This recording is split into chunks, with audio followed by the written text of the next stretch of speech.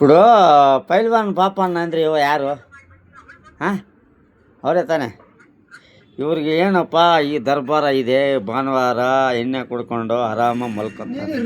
ನಮ್ಮಂಥರ ಜೀವನ ಏನಿಲ್ಲ, ಏನು ಮಾಡೋಕ್ಕತ್ತ. ನಾವು ಕೆಲಸ ಮಾಡಿ ಬರ್ತೀವಿ.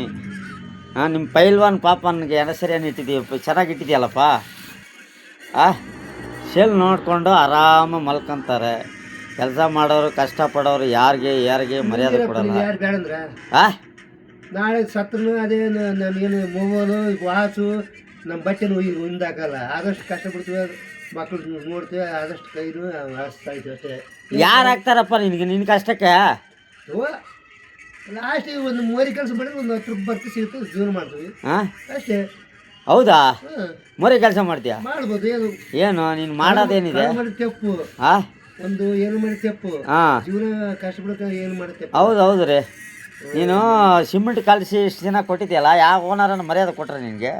ಕೊಳ್ಳ ಹಾಂ, ನಾ ಮಾಡಿದ್ರೆ ಮಾಡ್ತೇ ಬರ್ತೀವಿ. ನೀನು ಮಾಡೋ ಕೆಲಸ ಮಾಡ್ತೀಯ ನಿಯತ್ತಾಗಿ, ಯಾರನ್ನ ಮರ್ಯಾದೆ ಕೊಟ್ರೆ ನಿನಗೆ?